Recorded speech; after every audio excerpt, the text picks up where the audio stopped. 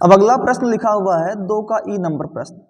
लिखा हुआ है कि निम्नलिखित बारंबारता सारणी से f का मान ज्ञात कीजिए यदि विद्यार्थियों के प्राप्तांकों का माध्य यानी समांतर माध्य कितना दिया हुआ है, 25 दिया है। प्राप्तांक यानी वर्गंतराल दिया हुआ है, विद्यार्थियों की संख्या यानी बारंबारता दिया हुआ है और आपसे माध्य भी दिया हुआ 25। तो यहाँ मैंने क्वेश्चन को लिख लिया है कि प्राप्तांक दिया हुआ है 0 से 10, 10 से 20, 20 से 30, 30 से 40, 40 से 50। विद्यार्थियों की संख्या यानी बारंबारता दिया है 6 f 6 10 5। ठीक है, अब आपको क्या निकालना है आपको, और माध्य भी कितना दिया हुआ है, माध्य मैंने लिख लिया है 25, माध्य दिया हुआ है 25। तो सबसे पहला काम आपको माध्य का फॉर्मूला ही लिख लेना चाहिए। माध्य का फॉर्मूला क्या होता है, sigma i equal to 1 to n fi into x i upon sigma i equal to 1 to n fi। ये किसका फॉर्मूला होता है, माध्य का, और ये माध्य बराबर कितना दिया हुआ है, 25 दिया हुआ है। ठीक है, अब मैं क्या करूंगा, माध्य ही निकालने का प्रयास करता हूं। तो सबसे पहले आपको x निकालना होगा, फिर fi xi निकाल पाएंगे आप। तो x के लिए क्या करना होता है, 0 और 10 को जोड़ेंगे, 10 और 0 10, 10 बटे 2 कितना करेंगे 5, 10 और 20 30, 30 बटे 2 करेंगे 15, 20 और 30 50, 50 बटे 2 करेंगे 25, 40 30 70, 70 बटे 2 करेंगे 35, 40 50 90, 90 बटे 2 करेंगे 45। क्लियर हो रहा है।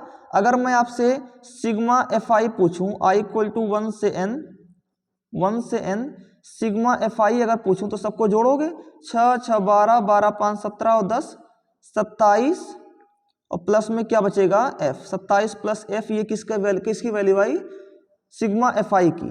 तो यहां मैं लिख लूंगा सिग्मा fi की वैल्यू को, जहां सिग्मा fi लिखा हुआ है यहां मैं क्या लिखूंगा, अपॉन में सिग्मा fi लिखा है, और सिग्मा fi की वैल्यू आई 27 प्लस f, जैसा कि अभी भी आपने यहां फाइंड किया। ठीक है, अब आपको सिग्मा fi xi चाहिए। अब हम fi xi की खोज में निकलते हैं।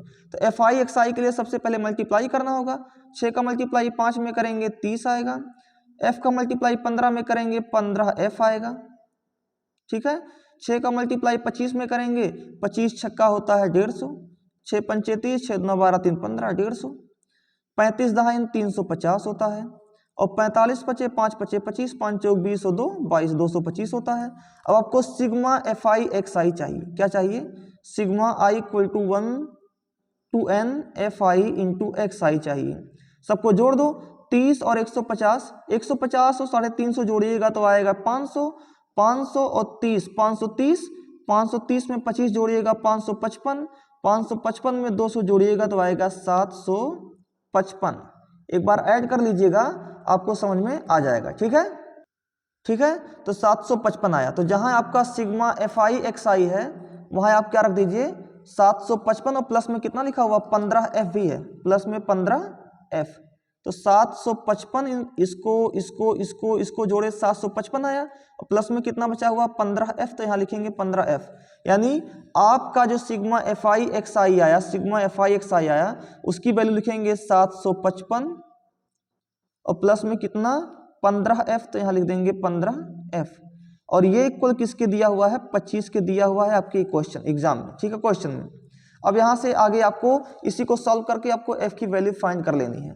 तो यहाँ से आपको 755 प्लस 15f ऐसे लिख देना, इक्वल टू 25 का मल्टीप्लाई 27 में करिएगा, ये तिरछा मल्टीप्लाई होगा, तो 25 सत्ते कितना होता है, 25 छक्का 150, 25 सत्ते 175 के 5 हासिल आया 17, 25 दूना 50, 50 और 10 60, 7 67, 675, और प्लस 25 का मल्टीप्लाई f में करेंगे तो 25f होगा। ठीक है, तो यहाँ से अगर मैं देखूं तो 755 ये प्लस 675 इक्वल किधर आएगा, माइनस 675 होगा, इज इक्वल टू 25f, ये प्लस 15f इक्वल किधर आएगा, तो माइनस 15f होगा। और घटाइएगा तो 5 में से 5 गया 0, 15 में से 7 गया तो आया 8, और 6 में से 6 गया कुछ नहीं। ठीक है, और यहाँ 25f में से 15f गया तो 10f आया। तो यहाँ से डिवाइड करेंगे 10 8 80, तो 8 की वैल्यू कितनी आ जाएगी f की, यानी जो f की वैल्यू निकल के सामने आएगी वो कितनी आएगी, 8 आएगी।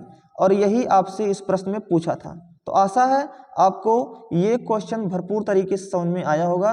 बहुत ही शानदार प्रश्न, बहुत ही इंटरेस्टिंग क्वेश्चन है। ठीक है, तो चलिए आशा आपको समझ में आया है। चलिए बढ़ते हैं नेक्स्ट क्वेश्चन की तरफ।